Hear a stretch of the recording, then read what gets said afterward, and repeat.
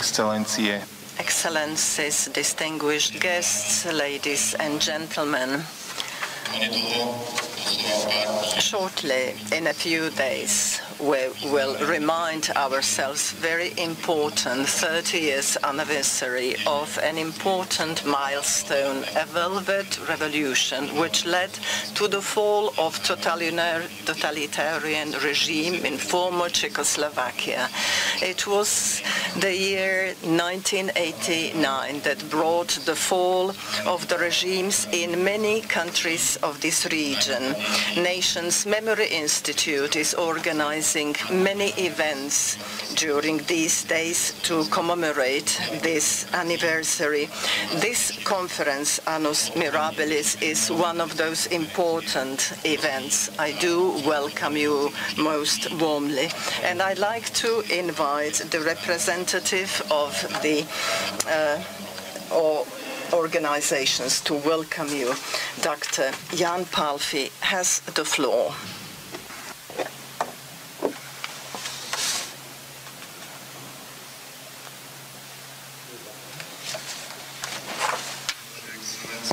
Excellencies, distinguished guests, ladies and gentlemen. It's my pleasure to welcome you on behalf of the Nations Member Institute to the scientific conference Annus mirabilis, the year 1989 in Slovakia, which, in a broader Central and Eastern European context, is dedicated to one of the most important milestones in the history of the Slovakian nation in the 20th century, the fall of the totalitarian communist regime. In the key days of November 1989, it was the citizens who went out to the streets and forced the fall of the regime based on the rule of one political party. I have to remember that the November events in the former Czechoslovakia are connected with young people who were the first to face openly the totality. It is a historical fact that the spark of the Velvet Revolution was lighted by the students who went out to the streets on the 16th of November in Bratislava and on the 17th of November in Prague, requesting democratization and societal changes.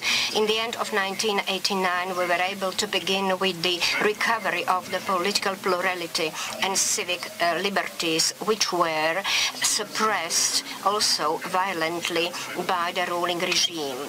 Currently, we witness the fact that several values which have been brought by November 1989 are perceived as obvious. When we consider today's plurality of opinions and the development of information technologies, it is hard to believe that only recently the media and the information were under absolute control of the ruling Communist Party, which usurpated the right to decide on what the people should think. It is quite obvious today that we are able to travel to the whole world. But we should remember that 30 years ago, Europe was divided by the Iron Curtain into two irreconcilable camps. We should remember that on the borders there were barriers, the aim of which were to close all the citizens within the so-called camp of the peace. Class hate, persecution of the believers, confiscation of the property, political processes, justice murders, or intimidation are just part of the methods by which the communist dictatorships wanted to control the whole nations. In the archives, you may find a lot of proofs and evidence on their non-human nature. There are records of the tragedies of persons persecuted, but also heroic stories of the people who were not broken by the regime, and in the name of freedom they were ready to sacrifice even their own life.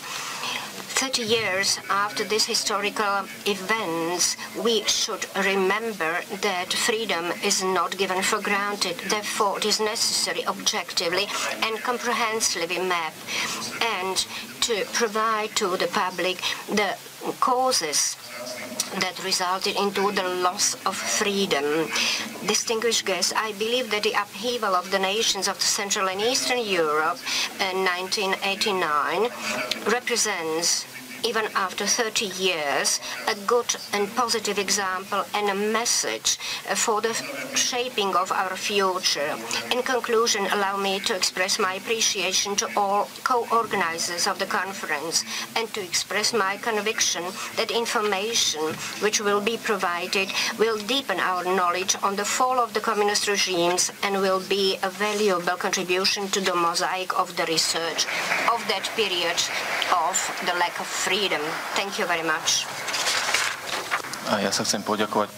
I'd like to thank the chairperson for the address. It is a great pleasure for our nation's Memory Institute that we are organizing this event with other institutions. I'd like to give the floor to Mr. Branislav Pánisk, the DG of the Slovak National Museum. Ladies and gentlemen, it is an honor for me that Slovak National Museum, in cooperation with other organizers, but in particular Nations Memory Institute and Club 89 and others, may be a co-organizer of this conference. And I do thank all the organizers to take all the steps to organize the program of this event. As for November 89, well, it is very interesting for me to talk about it. I was only 15 years old, but as a teenager, I really lived it very fully. It was something new for me. If I forget about the pioneers' camps, the fact that we went into streets and the people went into streets, it was because the people wanted, first students, then intellectuals, and all others. Last week, I heard on one podcast speaking one of the leaders of dissent and one of the leaders of the Velvet Revolution, Mr. Mikloško, who said that Velvet Revolution is not completed. And yes, after 30 years, we have to state that the fight for democracy has not been completed. It probably will continue forever. We cannot take it for granted that freedom is here forever. We can lose it easily. And in this sense, we should understand the words of Tomáš Garrigue Masaryk, our first president, who said that in order to build democracy, we need 50 years of uninterrupted story of democracy. And I think he was very right. We are lucky that it's been already 30 years since Velvet Revolution, and we are building democracy slowly. But I think we are going forward, at least I think it. And after additional 20 years, we will hopefully be in different situation than 30 years ago. I do remember discussions in those past years when one of the topics was that 2 generations of people in Slovakia should turn and change so that the legacy of the former regime would be lost. And this is one of the reasons why we are here, to fight for freedom continuously. Thank you. Thank you, the Director General of Slovak National Museum, for the introduction. And I'd like to give the floor now to Dr. Tichy, Ivan Tichy, the Director of Slovak National Archive. The gentleman will sit because of the health reason.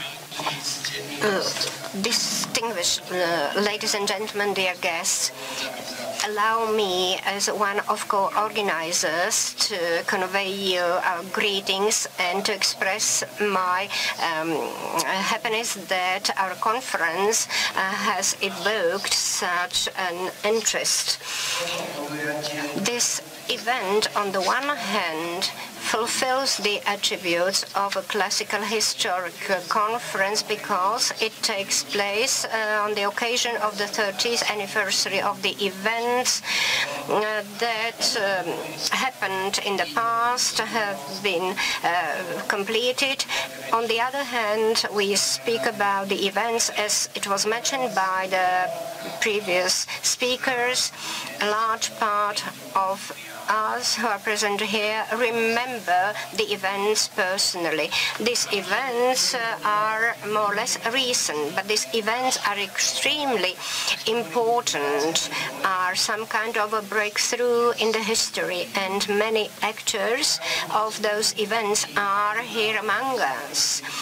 Such a coincidence is not happening frequently. Therefore, we, the archivists, have the possibility to compare the historical facts and the statements of the witnesses. For tomorrow's session, we have prepared a short overview of the documents that have been kept in the archives. We are aware of the fact that it's just part of the preserved documents. Therefore, I would like to use this opportunity and to address the participants of the then events and to encourage them that in addition to their valuable memories, to try to find the documents of that time and to give them to the state archives.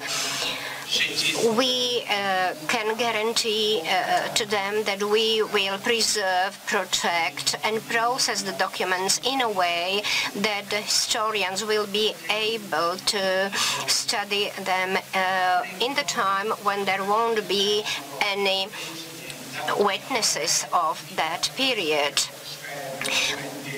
When we speak about the 30-year-old documents, we usually do not process them, but when we speak about very important documents, for example, those related to the Velvet Revolution, we try to make them accessible to the scientists, and currently we process and register the documents from the Public Against Violence.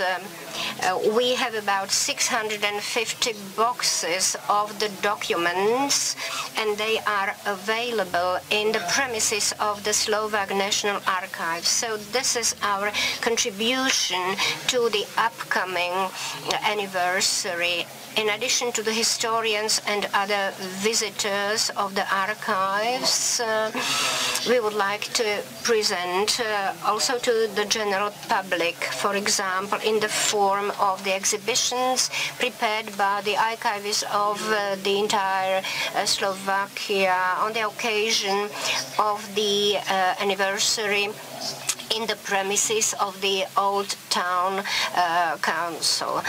I would like to invite you to that exhibition. Thank you very much. Thank you, the director of the Slovak National Archives, for the address. I have to say that it's a great honor for the Nations Memory Institute that we can co-organize this event also with the Club 89. And I would like to ask the chair of the Club 89, Ms. Jana Kotova.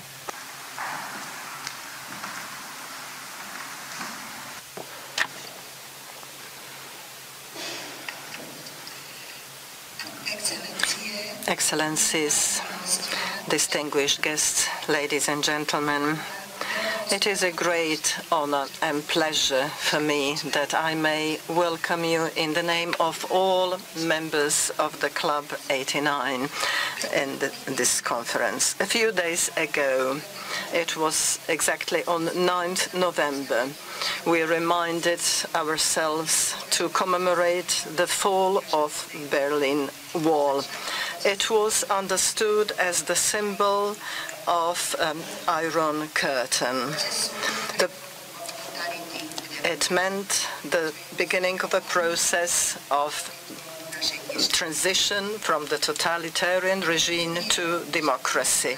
The process of changes, however, did not start by the fall of a Berlin Wall, neither Velvet Revolution in Czechoslovakia. The roots of the changes started much earlier, as the former system, the totalitarian regime, was never built of strong fundaments. There were ups and downs, which meant continuous weakening of the system. The first wave of resistance was the revolution in Hungary in 1956, then Prague Springs in 1968 in Czechoslovakia, and the primary role played Gorbachev perestroika in former Soviet Union.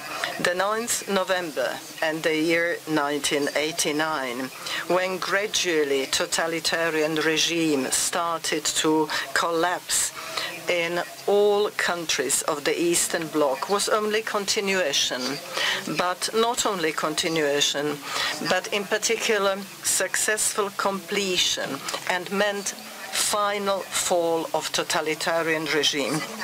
I belong to the generation who was 18 years old in that important years. We were looking forward into future in 1968. However, our desires fulfilled in 1989. That is why all of us, we understand that very year as Annus mirabilis. So it is not by chance that the figure 89 is also in the name of our organization, Club 89. Our members are actors, personalities of Velvet Revolution and followers of its message, but also those who keep close to their heart the thoughts of November 89. All this we have decided to explain others why it is so important to guard and defend such fragile gifts as freedom and democracy are, the gifts which were fought for by their parents and all parents. The members of the club want to help young generation not only in fulfilling the message of November 89, but also in implementation the reforms and changes in order to build just and free life. That is why we joined today the Nations Memory Institute and Slovak National Museum in creating this event as well. We trust that the experience we will share here today will help to create just true picture of the years 30 years ago.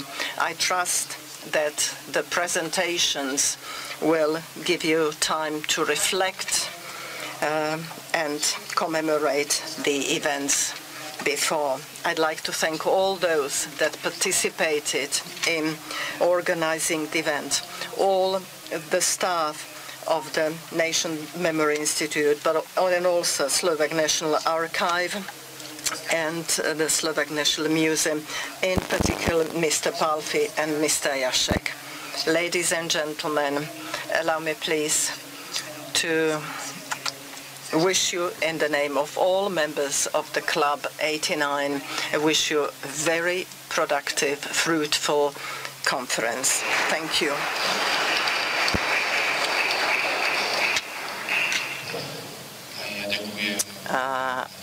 I also thank you, Mrs. Kotova, for your address. Within this opening, the general partner of this international scientific conference is a supranational network, and we will have the presentation of Antonín Zakrzewski in the name of this network.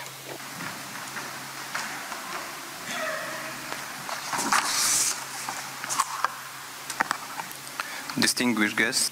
Vážení hostia, vážené dámy, vážení páni, v mene Európskej siete Pamäť a solidarita by som vás chcel privítať na 5. konferencii pod názvom Rok 1989 zmeny a výzvy. Stručne by som chcel predstaviť našu organizáciu. Je to medzinárodná iniciatíva, ktorej hlavným cieľom je umožňovať diskusiu o histórii v Európe v 20. storočí. Členmi sú Slovensko, Poľsko, Nemecko, Maďarsko, Rumunsko, Albánsko, Česko, Rakúsko, Gruzínsko, ktorí vytvorili túto sieť. Aby sme pripomenuli 30. výročie nádherného roku 1989, my spolu s viacerými partnermi organizujeme mnohé medzinárodné konferencie, ktoré sú venované práve histórii a udalostiam v týchto krajinách. Je to Bratislava, Varšava, Berlín a budeme diskutovať o jednom z významných míľnikov 20. storočia. Budú konferencie aj v Budapešti a v Bukurešti. Viac informácií o našej sieti a projekte môžete nájsť na našej webovej stránke. V mene našej organizácie vám želám fascinujúcu diskusiu a plodné výsledky.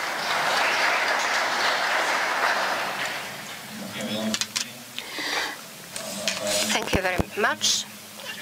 Distinguished ladies and gentlemen, thank you very much for your addresses. And now we shall move on to the agenda of the International Scientific Conference. We will start with the first session of the keynotes. I would like to invite the first panelist to take the floor. And we will read the regulation. Distinguished guests and spectators.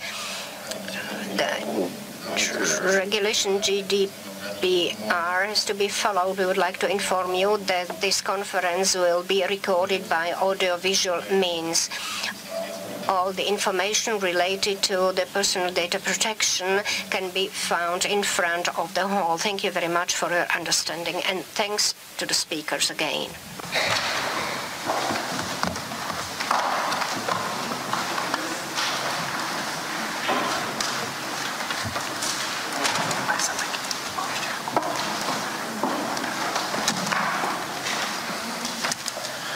A kým teda panelisti zaujmú svoje miesto.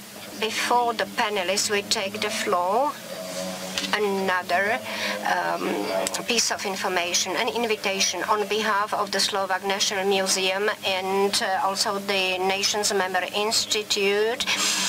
We prepared a large exhibition in the premises of the Slovak National Museum in the Bratislava Castle. This Thursday at 5 p.m. Big exhibition will be open. This exhibition is dedicated to the Velvet Revolution and the fall of the communist regime. I would like to cordially invite you to that exhibition. We shall listen to the first presentation. The end of our era is at hand. The East European Revolution, 1989-1990. It will be presented by Mr. Wolfgang Müller from the University of Vienna. For many years, he has been working on the analysis of the Soviet Union situation and the fall of the communist regimes. Please be so kind and take the floor at the stage.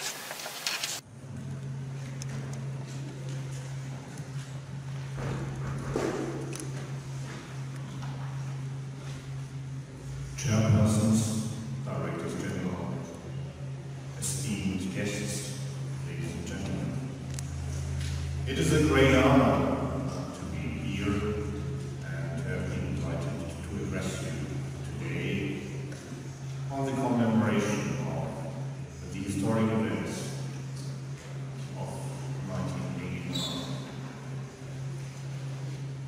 Let me start by thanking the organizers, Gustav Amedny Parola, and in particular the scientific board, also of the Museum of the Archives, and my colleague, Dr. Beata Katerina for having me here. 1989 was a wonderful year. I graduated from high school. I made a long trip abroad, and I met a wonderful girl. When I grew up in Vienna in the 1970s, the Iron Curtain was still on the country's eastern wall. Traveling to the east seemed, although not impossible, hardly desirable. Since the neighboring states, as we were told, had been transformed into some sort of dictatorship, traveling there was risky. And when we drove to Budapest, Prague, Bratislava, and Dresden, as we did once, we noticed that the communist economy was less able to provide goods, to upkeep streets and buildings, and to establish communications. When I was sent to Moscow as a pupil of the Russian language in the early 1980s, I had to wait several hours for a telephone connection to be established in order to call my mother, as she has told me before leaving. It was only decades later, after I had become a historian, that a colleague encouraged me to look in the KGB archives for a protocol of my telephone call. But then came 1988 and 1989. Tens of thousands of Hungarians were roaming the streets of Vienna. We learned of the Solidarność victory in Poland, and someday the German flag flew beside the Austrian from the city hall in the honor of German reunification. I was enthusiastic about all this, and many people felt the same. We felt that something great was happening, and that history was being written, and that one historical epoch had come to a close. Indeed, a year and a half earlier, in May 1988, a Polish underground paper had stated, and I quote, "The end of our era is closed." The anonymous author, whose comment has been related to us by Patrick Kenny, turned out to be among those who correctly predicted the life expectancy of communist rule in Central Europe. None of the more prominent Western prophets had foreseen the revolutionary events that the following year would wash away seemingly unshaken regimes in a number of countries, and with them the post-war international order in Europe, thus bringing to a close would soon be famously called by Eric Hobsbawm the short 20th century. In world history, the revolutions of 1989 stand out among the, let us say, 5 most significant events of the 20th century. The demise of communist rule in Central Europe was the final step in a development that had started some 35 years earlier with the first anti-communist and anti-Soviet uprisings in the GDR, in Czechoslovakia and Hungary in 1953-1956. In the end, the undermining of communist rule took, in Timothy Garton-Ash's famous words, 10 years in Poland, 10 months in Hungary, 10 weeks in East Germany, and 10 days in Czechoslovakia. Of course, this all had a long prehistory, as we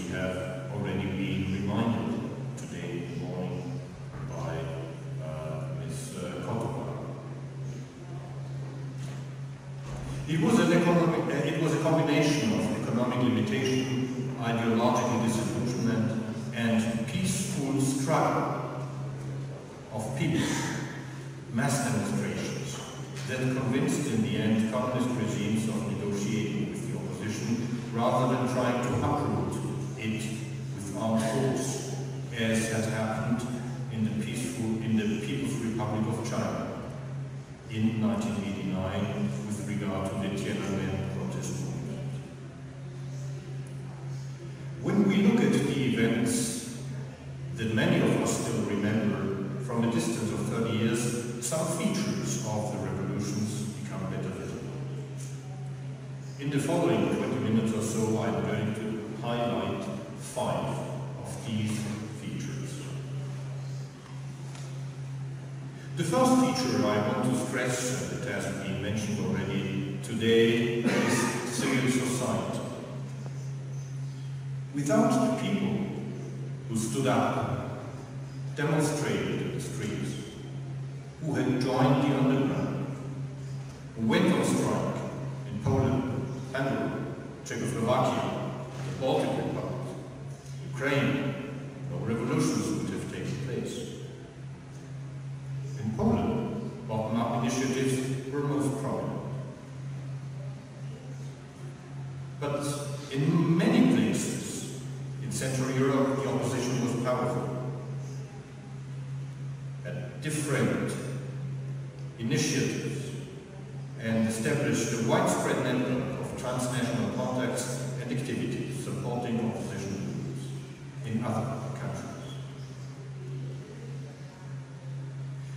Historian Vladimir Tismanian has stated some years ago that the revolutions, and I quote, cannot be understood without an emphasis on the significance of civil society as a set of fundamental ideas of political principles and a real historical movement. Those who took to the streets, the thousands and thousands who were ready to die because they wanted to be free, believed in civility, decency and humanity, and they succeeded in rehabilitating these values.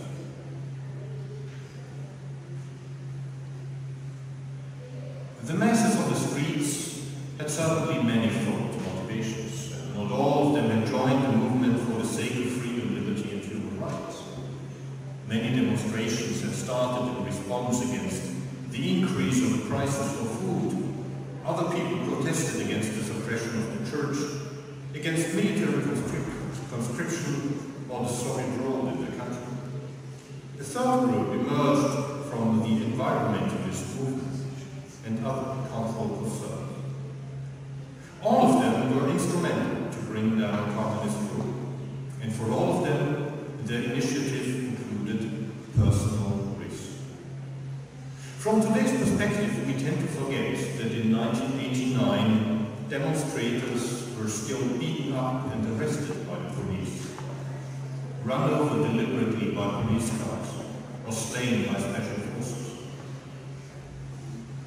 This has happened also here in the city of Bratislava, where a demonstration had been organized in 1988 already and was suppressed by it. This happened also in the Soviet Republic and in other places in Central Europe. If we think, for instance, about the bloody events in Romania in 1989. So it was the demonstrators who were peaceful. It was not the regime in some places. And it was the peaceful demonstrators that were responsible for the revolutions being called the Velvet Revolutions. I need not remind you, and you know it much better than I, of the beautiful name that the Slovak opposition movement had. Society Against Violence. An impressive motto and name for a movement.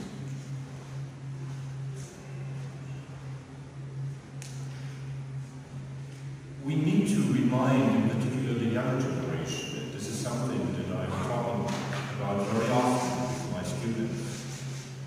that 1989 was no Friday for future. Those who took to the streets did not know whether they would come alive. The opposition movement was transnational to a large extent. And this is the second issue I want to highlight today. As can be seen from history, from the great revolutions of the 18th century, from the early 19th century, from the revolutions of 1830, of 1848, large uprisings, large revolutions are very often transnational events. This was also the case from 1917, 1918. This was the case in the de-Stalinization crisis of 1953, 1956. And in 1988, 1989, we also witnessed spillover effects ranging through various Central European countries. Before and during 1989, ideas of reform and democratic participation spread. Sometimes it spread from the west to the east, sometimes from the east to Russia, sometimes from Russia back to Eastern Europe, to Central Europe, and from Central Europe to China. Among the dissident groups of the late 1980s, a widespread network of transnational links and interactions existed at the grassroots level. Collaboration between Polish activists and their Czech and Slovak and Hungarian, as well as Baltic colleagues, included students' contacts, the smuggling of hardware and know-how, protests against the Tiananmen massacre in front of the Chinese embassy buildings in Warsaw and Budapest. When Czech authorities arrested Hungarian activists who had supported anti-regime demonstrations in Prague, the Hungarian opposition movement organized in solidarity a hammer strike in front of the Czech-Slovak embassy in Budapest. Solidarity was active, promoting liberalization and self-determination in the USSR also. Lech Wałęsa wrote a letter to Mikhail Gorbachev, urging him to grant Lithuania the same right of choice as he had granted Central Europe. In a trilogy of impressive articles, Mark Kramer, who is among us today, has convincingly analyzed quite a number of spillover effects between Central European revolutions and the USSR, starting with the paramount importance of perestroika to the mutual assuring effects of reform communism, of the opposition, and lastly, of backlashes against reform. Although some communist regimes used violence for suppressing demonstrations, this example, luckily, was not followed on a mass scale. This brings me to the third point I want to highlight today, the behavior of communist elites. Their decisions were important in three regards. First, and I already mentioned it, Mikhail Gorbachev's launching of perestroika. It mobilized liberal-minded people and helped unleash civic activity. Moreover, his decision as the first Soviet leader to refrain from the use of force for spreading and upholding communist power abroad prevented repeating the tragedies of 1953, 1956, and 1968. Second, national communist elites outside the USSR either followed this paradigm openly or were at least reluctant to use force on a mass scale. Charles Meyer has argued that in 1989 the communist leaders understood that they had arrived at a dead end in terms of their own aspirations and policies. This, however, does not mean that communist leaders had given up the hope of keeping control. As Mark Kramer has demonstrated, Polish plans for a new declaration of martial law existed. the better we understand that many communist concessions were made with the aim of staying in power and not of giving it up. One specific aspect in this policy of concessions is liberalization. Liberalization of political participation and also of travel.